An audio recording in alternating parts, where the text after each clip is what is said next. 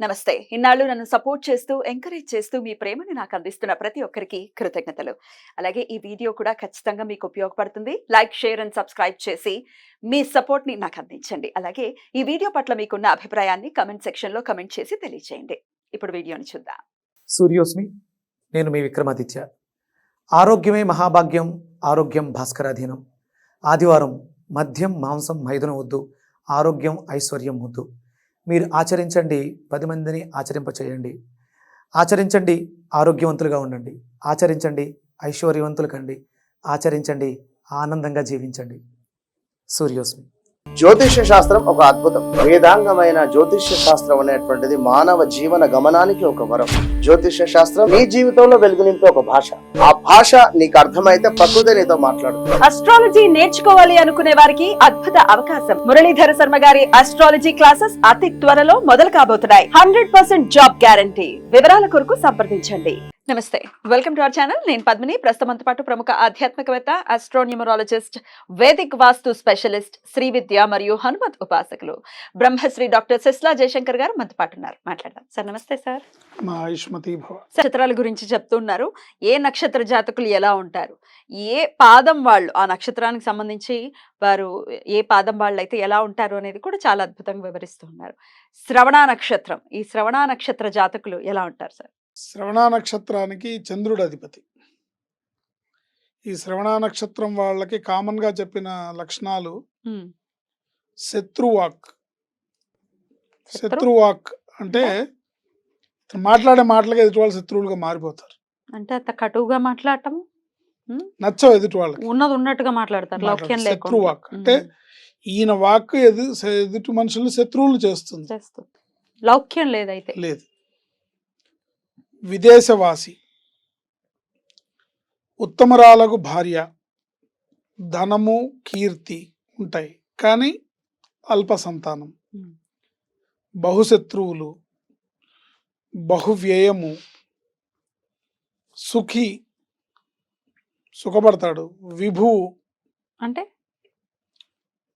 అంటే luxurious life, విభుడు enjoy చేస్తుంటాడు. సిన్సియర్, ఆచితూచి వ్యవహరించుటలో చిక్కులు, అనుకున్న ప్రకారమే నడిచేవారు, ఎదుటివారి నుండి కూడా ఇదే పరిస్థితిని ఆశిస్తారు. ఎదుటివారు వీరి మూడ్ని బట్టి వ్యవహరించాలి. రిలయబిలిటీ విషయంలో చివరి క్షణంలో ఇబ్బంది పడతారు. ఇది కామన్గా మహర్షుల వారు చెప్పిన శ్రవణ నక్షత్రం వారి లక్షణాలు. 1వ పాదం వాళ్ళని డివైడ్ చేస్తే తెలివిగలవాడు, భారీ శరీరము, గర్వి, అడ్జస్ట్ కాలేని మనస్తత్వం, అంటనట్టు ఉంటారు, కలుపుకోలుతనం ఉండదా, వంకలు పెట్టడంలో నేర్పరులు, ఎదుటివారిని పాయింట్అవుట్ చేసి వంకలు పెట్టడంలో నేర్పరులు. 2, 3 పాదాలు ఖచ్చితమైన రిలేషన్స్ ఉండవు. తమ స్థితికి భంగం కలగనంత వరకే రిలేషన్ మెయింటైన్ చేస్తారు. తమ స్థితికి భంగం కలుగుతోంది అంటే రిలేషన్కి దూరంగా ఉంటారు. 2వ పాదం వాళ్ళ లక్షణాలు విజయాభిలాషి, పీనాసి, మిత్రులు ఉండరు, మూర్ఖత్వం, తాము అనుకున్నదే జరగాలనే పట్టుదల, నీతి నియమాలను అవలంబించటంలో ఎదుటి వారికి ఇబ్బంది కలిగించటంలో నేర్పరులు. అంటే నీతి నియమాలను వీళ్ళు అవలంబిస్తూ నేను ఇలాగే ఉంటాను, నా ప్రిన్సిపల్ ఇంతే అని ఈ పద్ధతిలో వీళ్ళు వెళ్తూ ఎదుటి వాళ్ళని ట్రబుల్ ఇస్తారు. నాకు ఇలాగే కావాలి, నేను ఇలాగే ఉండాలి అని. దాంట్లో వీళ్ళు నేర్పరులు. మీన్ మెంటాలిటీ అవసరం. మెంటాలిటీ అంటే ఎదుటి వాళ్ళని అర్థం చేసుకునే తత్వం, ఎదుటి వాళ్ళని అర్థం చేసుకునే మెంటాలిటీ, ఎదుటి వాళ్ళ పరిస్థితిని అంచనా వేయడం, ఎదుటి వాళ్ళ పరిస్థితిని అర్థం చేసుకోవడం, అది అవసరం దృష్ట్యా కొంచెం ఎక్కువగానే ఉంటుంది వీళ్ళకి. మూడో పాదాన విషయాభిలాషి, అంటే ఇన్ఫర్మేషన్ కావాలి, ఇన్ఫర్మేషన్ తెలుస్తూ ఉండాలి, ఇన్ఫర్మేషన్ తెలుసుకోవాలనే ఇంట్రెస్ట్ ఎక్కువ. ధనవంతుడు, బయల్పడని మనస్తత్వం, అంటే మనసులో ఏముందో ఎగ్జాక్ట్లీ తను ఏం ఆలోచిస్తున్నాడో బయటపడ్డరు. బయట తెలియదు. అంటే ఎదుటివాడు తెలివి ఉంటే తెలుసుకుంటారేమో, కానీ వీళ్ళు తెలియకుండా జాగ్రత్త పడుతూ ఉంటారు. అవసరమైన మనోవేదన, గుర్తింపు కోసం ఆరాట పడుతూనే తమ విధిని తాము నిర్వహిస్తారు. అంటే తన పని తను చేసుకుంటూ దాంట్లో ఐడెంటిటీ రావాలి, వాళ్ళకి గుర్తింపు రావాలి, బాస్ వాళ్ళని గుర్తించాలి, లేకపోతే ఎదుటి వాళ్ళు తనని గుర్తించాలి అని ఆ పని చేస్తుంటారు. ఆర్భాటాలు, ఎవరేమనుకుంటే తమకేంటి అనే స్థితి. ఇప్పుడు ఈ టైంలో నీకు ఈ కారు మార్చడం అవసరమా? ఉన్న కారు బాగుంది, మార్చాలని నేను అనుకున్నాడు, అవసరమా? తల్లిదండ్రులు బ్రదర్స్ పాయింట్అవుట్ చేస్తారు, ఎందుకు ఈఎంఐ పెంచుకోవడం, ఇది ఇప్పుడు దీని మీద ఈఎంఐ అయిపోయింది కదా, కారు బాగుంది, కండిషన్లో ఉంది, ఇంకో 2-3 ఏళ్ళు హ్యాపీగా నడవచ్చు దీని మీద అన్నా కూడా కారు మార్చాలి. ఆర్భాటంగా ఉండాలి. ఎవరేమనుకుంటే నాకే, నా డబ్బు నా ఈఎంఐ నేను కట్టుకుంటున్నాను, నాకేమన్నా వాళ్ళు కడుతున్నారా అనే తత్వం ఎక్కువగా ఉంటుంది.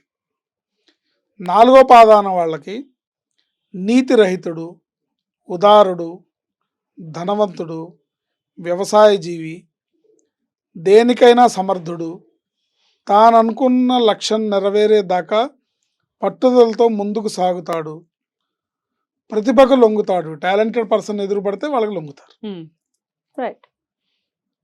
లేదంటే వీళ్ళు తిరిగి వాళ్ళ మీద పెత్తనం అథారిటీ అంటే ఏమాత్రం కొద్దిగా లోకుగా కనపడినా, ఏమాత్రం కొద్దిగా తెలివి తక్కువగా కనపడినా వాళ్ళ మీద వీళ్ళ అజమాయిషి ఉంటుంది. కొంచెం తెలివిగా ఉన్నారంటే వీళ్ళు కంట్రోల్ ఉంటారు. అమ్మ వద్దులే బాబు వాడుతూ ఎందుకని, వాడికి అన్ని తెలుసు, దొరికిపోతామని జాగ్రత్తగా ఉంటారు. సో ఈ విధంగా వీళ్ళు శ్రవణ నక్షత్ర జాతకుల యొక్క లక్షణాలు ఈ విధంగా ఉన్నాయి. కాబట్టి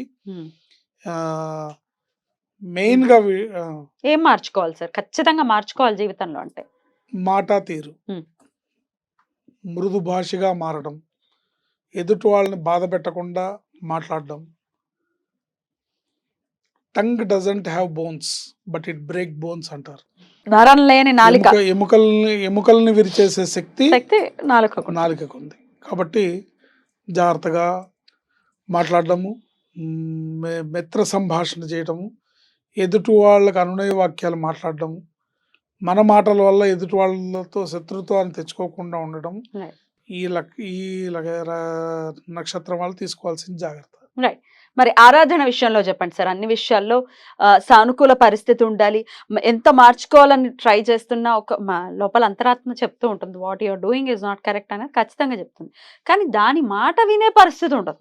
అప్పుడు డెఫినెట్ గా దైవారాధనతోనే ఇది సాధ్యపడుతుంది. కాబట్టి ఏ ఆరాధన చేసుకోమంటారు? వీళ్ళకి పద్మావతి సమేత వెంకటేశ్వర స్వామి ఆరాధన చాలా బాగుంటుంది. ఆయన నక్షత్రం అని చెప్తుంటారు. ఆయన నక్షత్రం శ్రవణ నక్షత్రం స్వామివారిది. శ్రవణ నక్షత్రానికి అధిపతి చంద్రుడు కాబట్టి శ్రీ మహాలక్ష్మిని ఆరాధించి వెంకటేశ్వర స్వామిని ఆరాధించడం, అవకాశం ఉంటే వీలైనన్ని సార్లు తిరుమలలో తిరుచానూరు పద్మావతి అమ్మవారిని, వెంకటేశ్వర స్వామిని దర్శించుకోవడం వీళ్ళకి చక్కటి సత్ఫలితాలను ఇస్తాయి. అమ్మవారితో కూడుకున్న వెంకటేశ్వర స్వామిని దర్శించుకోవాలి. నేను చాలామందిని చూస్తాను, తిరుపతి వెళ్తారు కానీ తిరుచానూరు వెళ్ళడము, అమ్మవారిని స్మరించుకోవడం చేయరు.